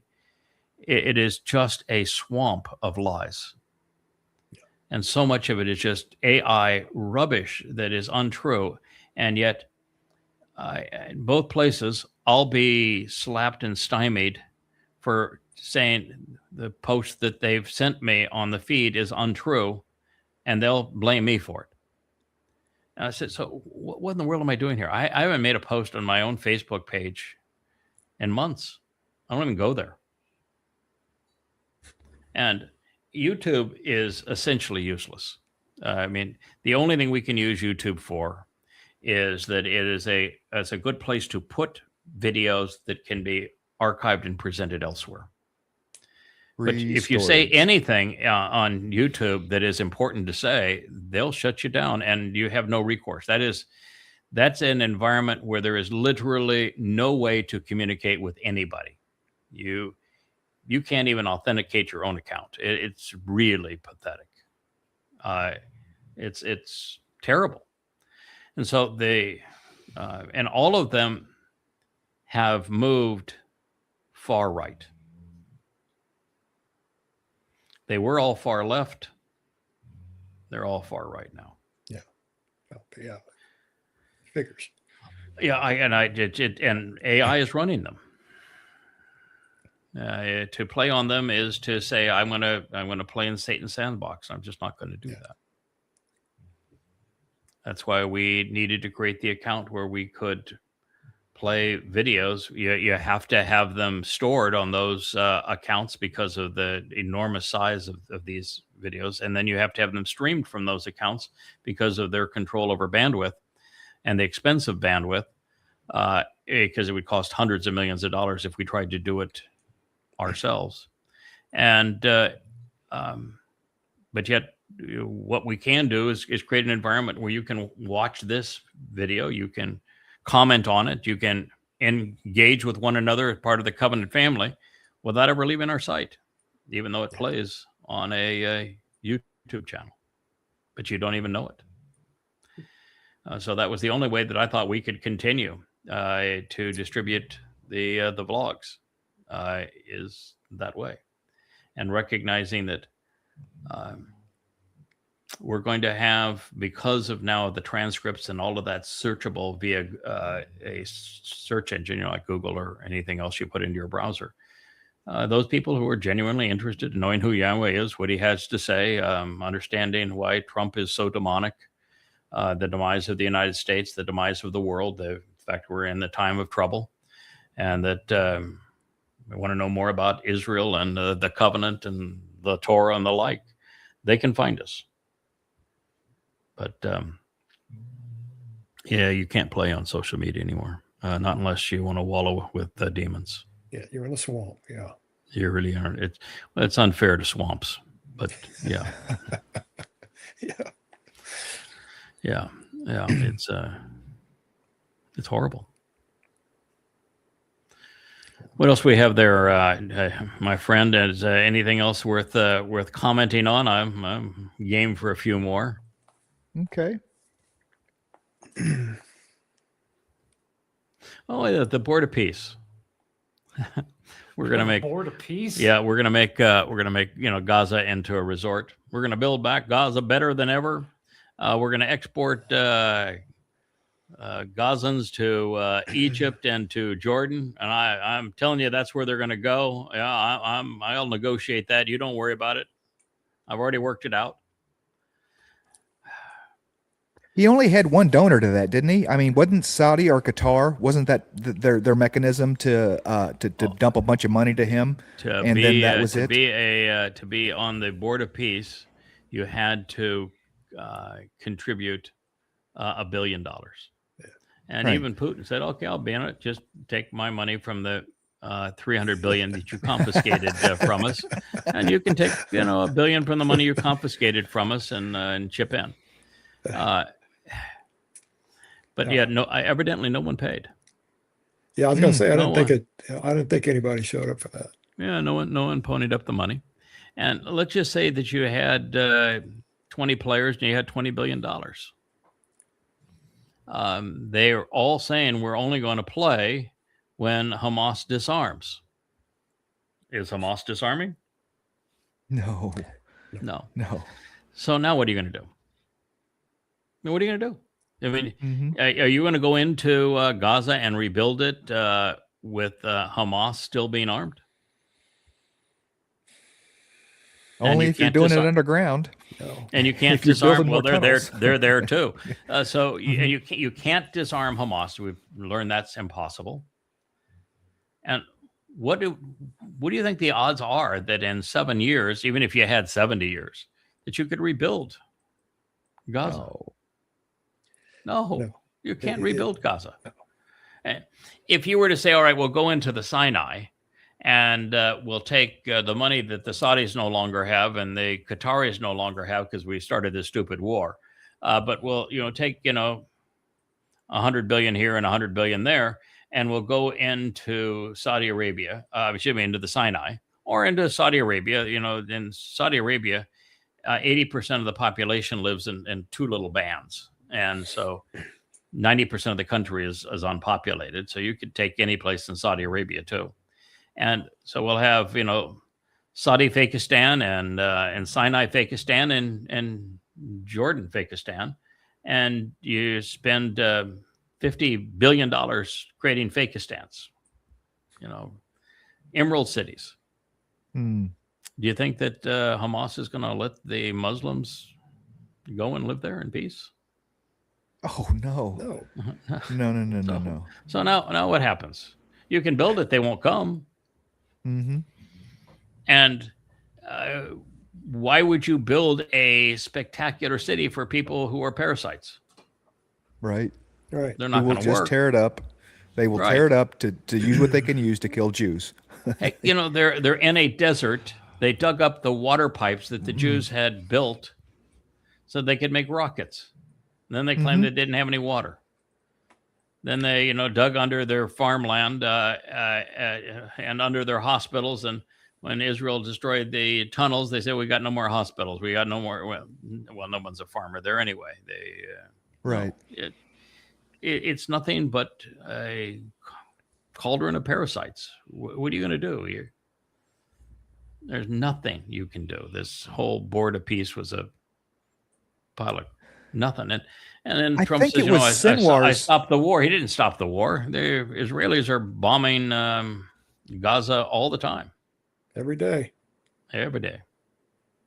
Who was the Gazan prince that walked away? He was early on when Israel was getting ready to go into to Gaza, was the one that said most of the Muslim world is appalled about what they're seeing because Gaza had hospitals. They had so many hospitals per person. They said we don't even have that in the Arab world. We're giving all these Gazans this money and we don't even have these things for ourselves. The regular Muslim on the street in Jordan, in Saudi Arabia, was just amazed, appalled that the Gazans had all this given to them by the Jews, and they didn't have it.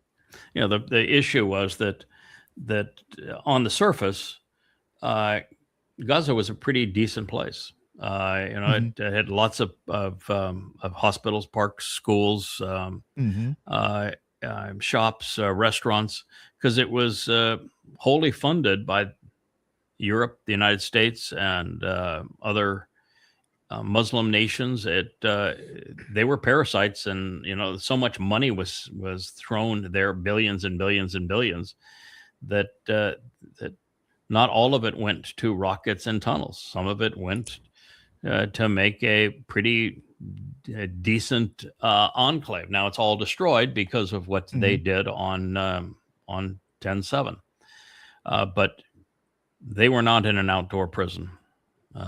Right. They were living, not as well, obviously, as the oil fiefdoms, but they were pretty effective as parasites. Well, if you look at Gaza before, it was a thriving metropolis, a beautiful city before it got bombed into obliteration. But even today, if you were to give $25 billion or whatever the figure would be to Gaza to rebuild it, who would you give it to, and who would rebuild it? Right. That's what my point is. First of all, I don't think it could be done for $25 billion. It's too many people living in there, and the whole place is torn up. And Hamas is not going to allow you to do that unless all the money is channeled through them, and their primary goal is control and weapons and the like. So there is no one. You cannot hire people to work there. No. and you're not going to hire construction companies. And for what?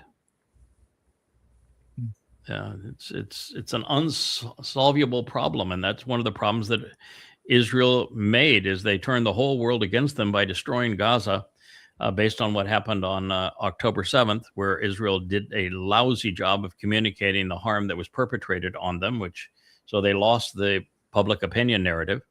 And by destroying Gaza, what they created is the requirement of having to feed those who want to annihilate them, who are religious zealots wanting to annihilate them, and now they're responsible to feed them and care for them.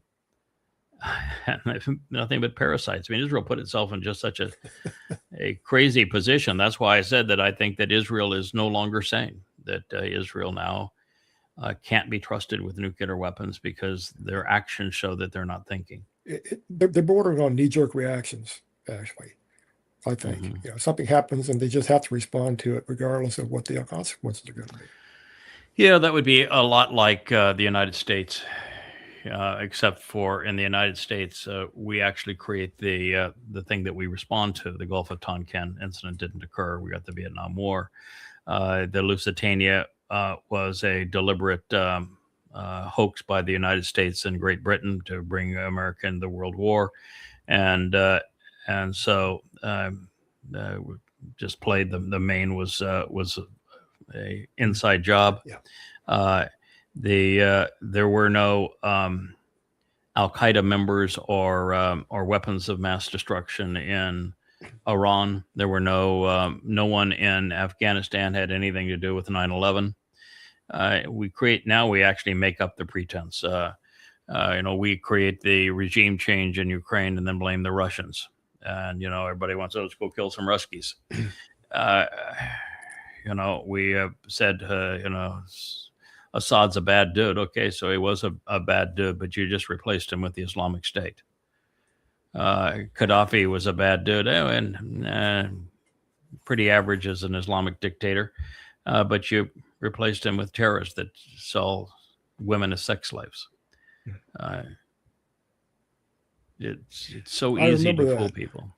I remember that night when we did that, and I was just thinking to myself, why are we doing this? Yeah. I know that in the Iraq and Afghani wars, for the first 7 or 8 years, I was the only voice against them.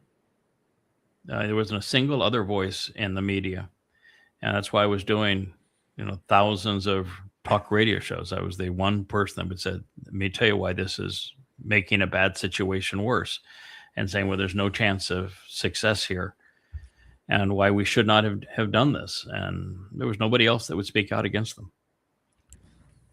Yeah, I know.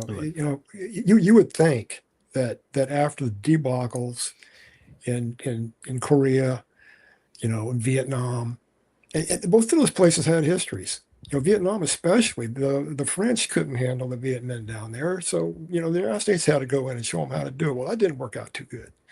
And all the way up through now, you get all these wars that we should not have been. It seemed like somebody along the way would have said, "Hey, don't do this anymore. Stop it." Yeah, Vietnam was such a disaster. The South Vietnamese government was so corrupt, and we were supplying the Russians with the ability to arm the North Vietnamese. We were using terrorist tactics in the villages with napalm and the like in Agent Orange. The men that fought were so badly abused. Our tactics were hellacious. Mm-hmm. And then we followed that up with the invasion of Afghanistan and Iraq, where the biggest casualty was American suicides, because the mission was insane. And I got a little story about that. My oldest son was in Afghanistan and Iraq twice. And I tell you, sitting by that phone every day, just waiting for the phone calls, that's a mess. Yeah. But anyway, when he got back, he used the GI Bill to get a degree in psychology. and actually got a master's degree in it. And he counseled military potential suicides. They'd call him up and he'd try to talk them down. So that's a real thing. I mean, and it's going on. More people have died by suicide, I think, than were killed in action. Both hugely more. 22 a day is their number. Yeah. Yeah, it's tragic what's happened in terms of suicides, and I remember I did a report on it several years ago, and the numbers are in the overall. If you look at the suicides from Iraq and Afghanistan in terms of U.S. military personnel, rather than looking at 10,000 Americans killed, the number of Americans killed is up in the 250,000 that took their lives. And the abuse of psychiatric drugs to try to keep people alive is also just this terrible travesty. And the percentage of Americans now that are on mind-altering, personality-altering drugs is almost as big as a crime as the suicides. But yeah, it's when you tell people that you're going over there and you're fighting for America and America's freedom, and you realize there was nothing there that had anything to do with America. So you've been lied to. And then you're telling them that you're liberating these people, and you didn't fight. You never fought an army, ever. You were fighting Islamic civilians, and the people you were told you were liberating are trying to kill you on the daily. Yeah. And if you're in Afghanistan, you're freeing communities from the Taliban and giving them back to the tribal leaders. The moment you do, they're playing bocce ball. Yeah. They're taking little 4 and 6 year old boys and raping them, gang raping them. You do that. You're flying an Apache helicopter, and you're gunning down your own. The A-10s. Number one cause of death in theater was friendly fire, and we lied about it. Yep. And the whole thing was just a disgusting, patriotic parade of pathetic nonsense. It's so sad. And when I spoke out against it, initially, all I was done is just called all manner of dirty names, and finally you do it so long that now everybody knows it was a mistake, but way too late. And we're still not out of Iraq. No, we're still there. Still have bases there. Yeah, still there. Yeah, we went into Afghanistan, which was had periphery areas controlled by the Taliban, and only controlled by the Taliban because the United States rented the Taliban to attack Russia by Zygmunt Brzezinski and Jimmy the Peanut Farmer. And once we left them with all of their weapons. And so they managed to carve out places in Afghanistan, but it was mostly the Northern Alliance that controlled most of the country, including Kandahar.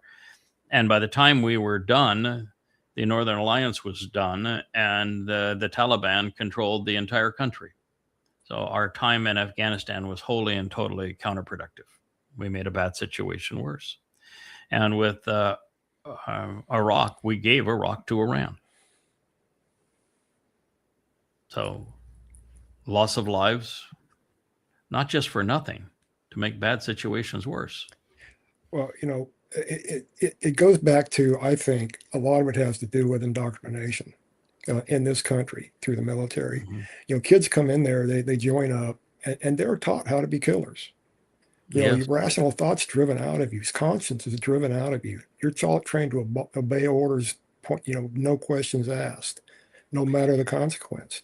Yeah. And we send them over there to do that job, and they get caught up in a crucible of just total destruction. It's got to have a mind-blowing effect. When you realize the people you're supposed to be helping are trying to kill you, that's a pretty difficult position to put a young person. But the U.S. did an analysis of our early tenure in World War II.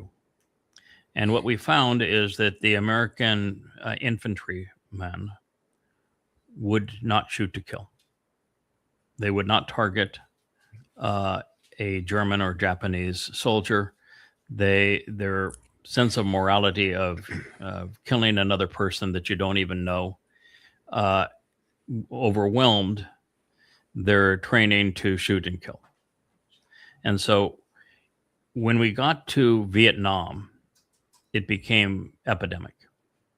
We would, the average infantryman would shoot 20,000 rounds and wouldn't have a single confirmed kill. We were not shooting to kill. And so the military said, well, that's just not going to work. So at the military college, they said, well, what we need to do is we need to dehumanize our enemies. And that's what they did. So if you go into the military now, part of the training is to dehumanize the enemy and to create this worshipful view of the United States and its leaders. And it is completely disorienting, completely immoral. And what it produces is wanton killers. And then it becomes even worse because when they come back from being mass murderers, kidnappers, they become police in America. And that's why the police in America are so belligerent. That's why, the military, ex-military that are part of ICE are just so uncontrollable, is that they come back with a mindset that's toxic and broken moral compass. Well, I don't think you can get a job in the federal government, any kind of law enforcement, unless you're in ex-military. Yeah, that's correct. ICE. It's prerequisite. ICE will take you. ICE will take anybody. Yeah, Well, ICE, ICE. yeah. That's Trump's brown shirts. Here is as picky as was Hitler on his brown shirts. But you're correct, and it is considered even in politics a badge of honor to have served.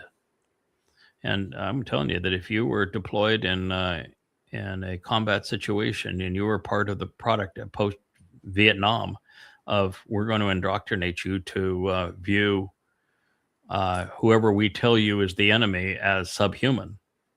Mm-hmm. You're no better than the Roman Catholic Church against Jews for 18 centuries, or Exactly. Muslims against Jews today. Exactly. That's it's inexcusable, and it turns leaders into immoral zombies. And that's what we have. So anyway, we need, this has been a program mostly on the news and the overall condition of the world and how it pertains to the time of trouble that Israel has now entered. But that's our job. Mm-hmm. We need to tell you that the situation we're in is irresolvable, that for hundreds of different reasons, the world that is in a death spiral. That life is going to be valueless. Anarchy is going to reign.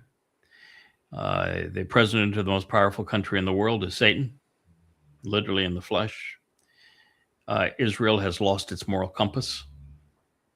And the world's a powder keg. It's ready to explode. And on many, many, many different levels at the same time. The only two countries that are showing any amount of maturity in terms of not escalating are Russia and China. Oh. Russia has pushed it almost to the point of nonsense. Its unwillingness to respond. And China is in a unique position. They've won economically, from a manufacturing point of view, militarily, they've won. But what do they win if America craters? Because it'll take their markets with them. It'll take Europe and South America.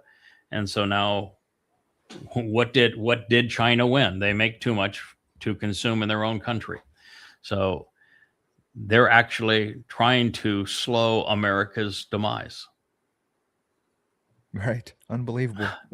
Unbelievable, the position we're in. And, this notion that they're somehow inferior. No, I mean, look at their cars now. Look at their buildings. Look at their transportation. Look at their weapons. Mm-hmm. Their version of the B-2 bomber is bigger, faster, and half the price. Their version of the biggest of the U.S. aircraft carriers, theirs are bigger, far more capable, and at half the price. And they can make one every year, and we can't make one every 20 years. Mm-hmm. America builds what, one ship a year of any consequence. The Chinese are building 300 a year of great consequence.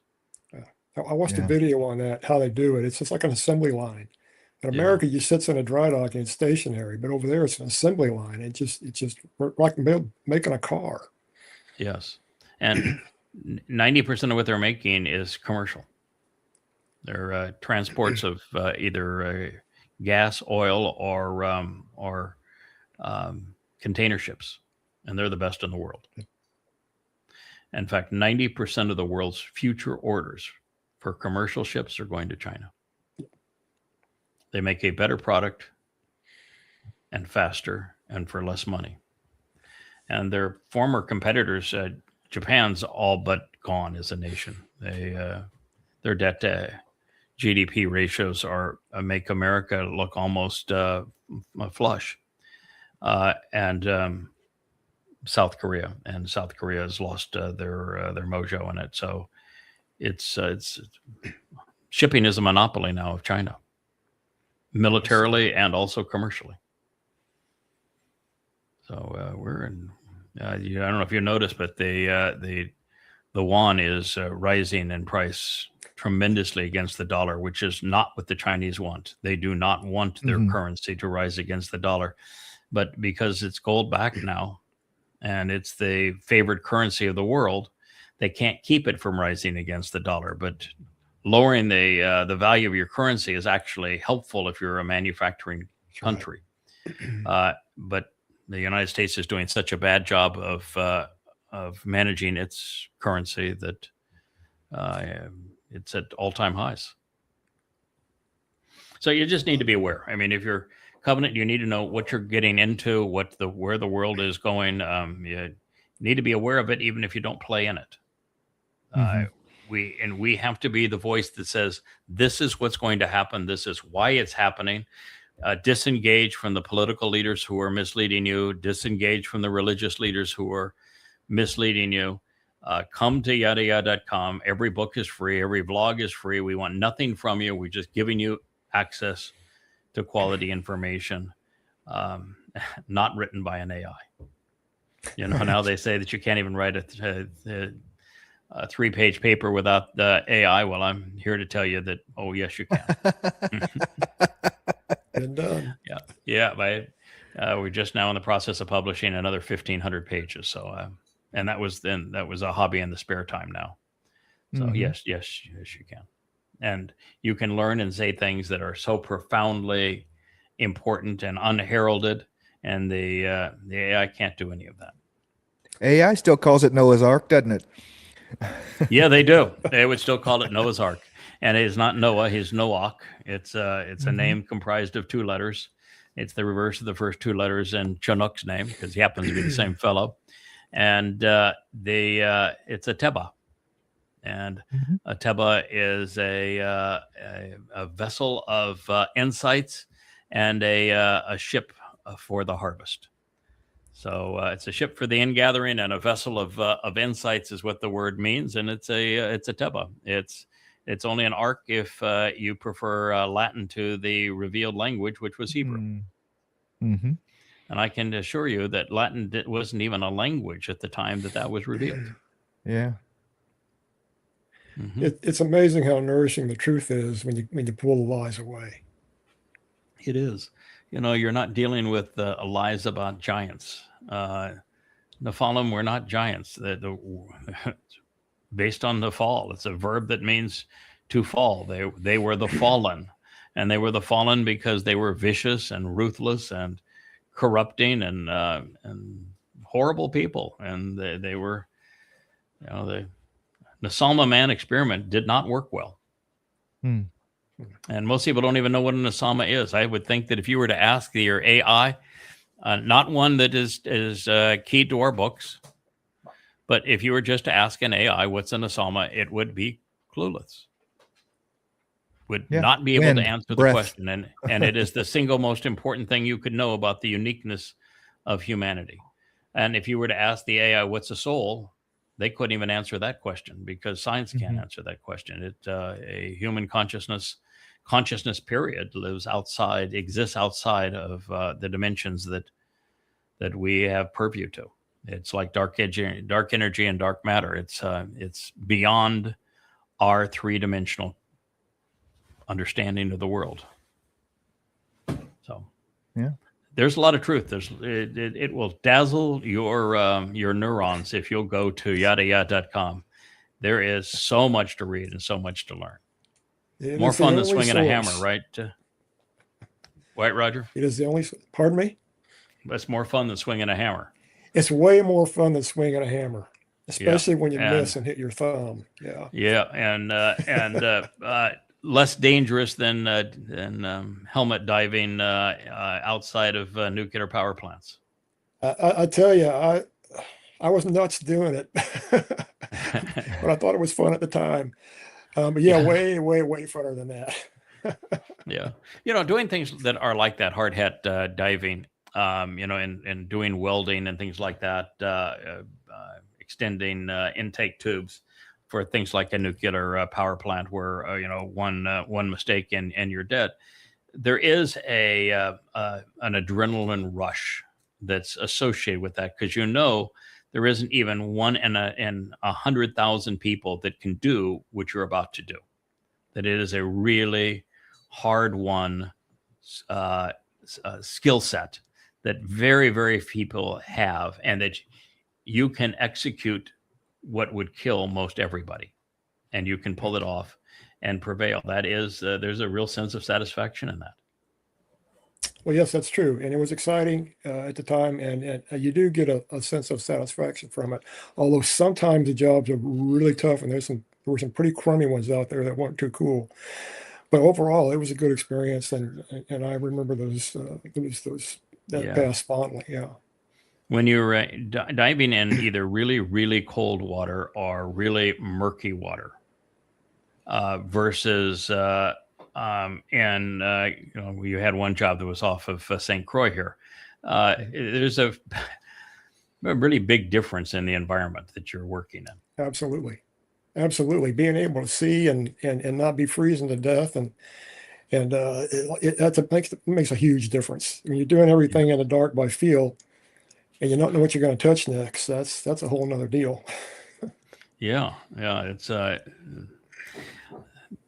It's the reason why I think it's going to be really cool that Yawa augments all of our senses and our processing capability before releasing us out of 3D, so that we will be able to see everything that's happening around us and perceive it and understand it and respond to it in a really enjoyable way. That's part of the whole Covenant benefit package. Yeah. All right. Well, thank you, gentlemen. It was a pretty productive review of the news. It's always a pleasure to have you, Roger. We definitely very much, appreciate Craig. I'm glad to be being being here. You're one of the really, really good guys. It's just so comfortable being in with a group of guys that are like Roger and Kevin here. I mean, it's real, genuine, reliable, committed, intelligent, moral, inquisitive, outspoken, fearless. I mean, it's a pretty unusual group of guys, isn't it? And gals. I mean, we have some women that are pretty fearless and very, very intellectually absolutely. gifted. Absolutely. Yeah. You need to get a few of the gals. We have occasionally I'm able to round Leia up, and sometimes you get Mariah, but there's more women in the covenant, we should be able to get a few of them to participate here in the show, so that we're a little more even. But we are mirroring Yahweh's ratios of, if you look at the number of men versus the number of women that he worked through and talked through in time. Yahweh was actually very pro women. In fact, during a time when women had no rights, there was one time when 5 women came to Moshe and said, our father didn't have any sons, and we think we as women ought to be able to inherit his land and his possessions. And in the ancient world, the answer would be absolutely no. And if you got married as a woman with possessions, they would be taken by your husband. And so they came to Moshe and said, we want a ruling on this. And Moshe went to Yahweh and said, okay, what do you think? And God says, what do you mean, what do I think? the women inherit what was given to them. But and then Moshe came back later and says, there's some men that are complaining that what if they marry outside of their group, and then it's taken by others that it doesn't belong to. It says, I don't want that to happen. Marry within your group, and you keep your possessions. That's the way it should be. Women should be treated fairly. Right. Yeah, they all go back in 50 years anyway, guys. What are you worried about? Well, all your possessions don't, but certainly the land does. Yes. So, your flocks of sheep wouldn't, and but your seeds wouldn't for crops, but the field would. Yep.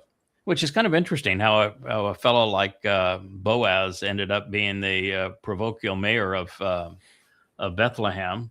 One of the things it does demonstrate is that I was fully aware, and he has no problem with the fact we are not all born equally. We think at different speeds. We understand at different rates. We have different levels of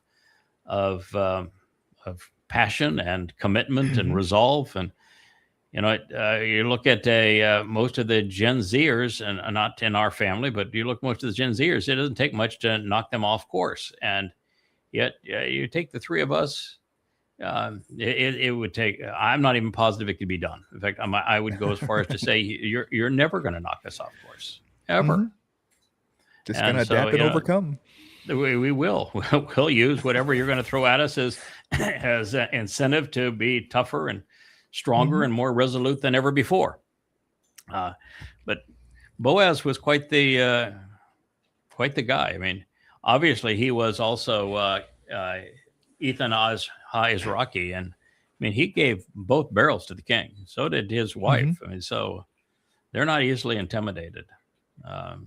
So yes, it does. God does have that leveling of the Yobel every 50 years, where all debts are free, all slaves, people are free, and the land returns. But there are people who just work harder, a little smarter, and God's got no problem with that, so long as you play by the rules. Don't cheat other people. You know what was like with old Boaz there. He had the corners of his fields that God said leave them open for anybody. So a woman came who wasn't Moabite. She came and she was harvesting away, man. She was taking as much as she could grab. And Boaz, rather than shooing her away and said, "What are you doing stealing from my field?" says, "No,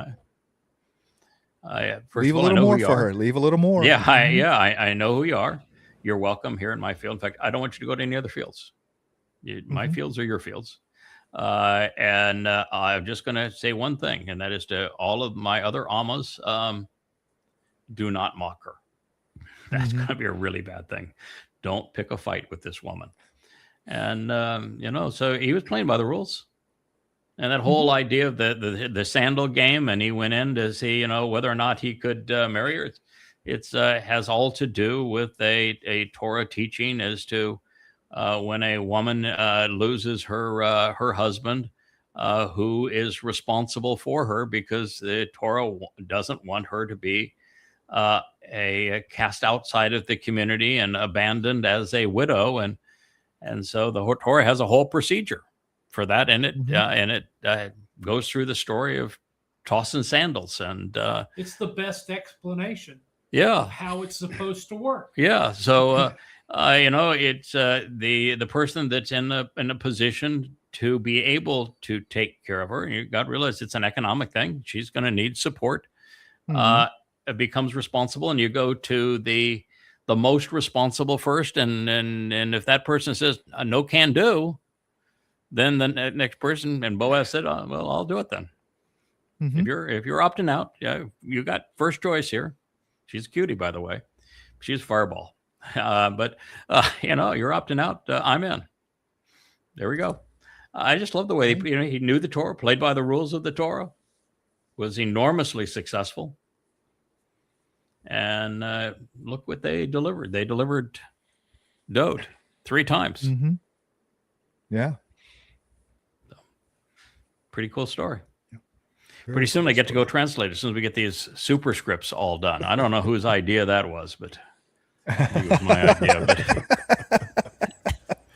But our It does problem was help, though. the glossary doesn't work without the superscripts, because you've got to be Right. able to say, was it an ain or an aleph that started this If word? Joe was a little less effective, if Joe was a little less effective and had been able to Yeah. like mess around with making it work, because he came up with that answer pretty quick. Oh, let me XYZ and it works. If he had been able to do that and was a little less effective, we wouldn't be in this. We Yeah. moved. One of the things that was there is that the glossary came up, and I took it down the same day, because I was looking at the words the way they were highlighted, and esh was defined as time, and there is an esh with an ain that is time, and it's used maybe 1/10 of 1% as much as the esh that is used that describes as a preposition. It means to be with, among, included in a group, and that's with the aleph. And it went to the one with the ain because they were transliterated the same. And I said, "Oh my God, this is not going to work. We have a problem here. Mhm. How are we going to resolve this?" And knowing now that the resolution was an enormous investment of time, but it's a really cool resolution. It looks great too. It does. That is what we're about. And now with these 1,500 new pages, one book is almost all done with the superscript. I wrote it with superscript. Uh-huh. And so it's probably 80% superscript already. One's about half, and one was about a quarter. So we're dealing with the one that's a quarter right now, and it's going to take a little while. We'll get And all there. the while, I want to go. We'll I want get to go to Ruth and translate it, because I'm just really itching to see how many really cool insights we can deduce from the Ruth and Boaz story, which I think is the most interesting prophecy of them all. And I love the prophecy of the lesser and greater luminaries, but I think the Ruth and Boaz thing is the kind of the ultimate love story of the Torah. And I know it's 2 books removed from the Torah, but it comes before anything else. I mean, it's you got the Torah, you got Yosha, which is an extension of the Torah, you got the period of the Judges, and then it's Ruth. Mm-hmm. Yeah, I'm excited to see it. Excited. Mm-hmm. Yeah.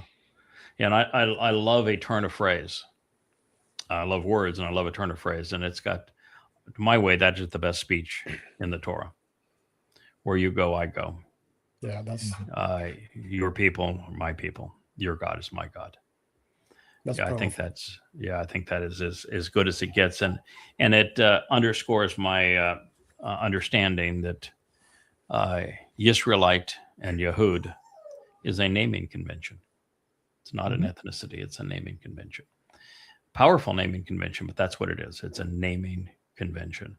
And so she, as a Moabite, which would have been the descendants of Lot, which was, he was a Babylonian like the rest of the clan, that been really no meaningful difference in their ethnicity. And so it was strictly a naming convention. And so she belonged as much as the rest of them did. I had somebody, I haven't answered them yet, but said, do you consider yourself a Yehud? Well, when you consider what the word is, sure. Sure. Mm-hmm. Beloved of Yah, absolutely. Do you consider yourself a Yisraelite? Well, based upon the name of the word, yes. In terms of the naming convention, as Yahweh used it to separate Yisraelites from Goyim, no. In terms of representing what the name means, absolutely. Hmm. So I don't know how you answer a question. Yes, no. You're the only one that can do it. No, thank you. Well, thank you. I enjoyed the program. Thanks, gentlemen. We'll look forward to doing another one tomorrow. Good day. Absolutely.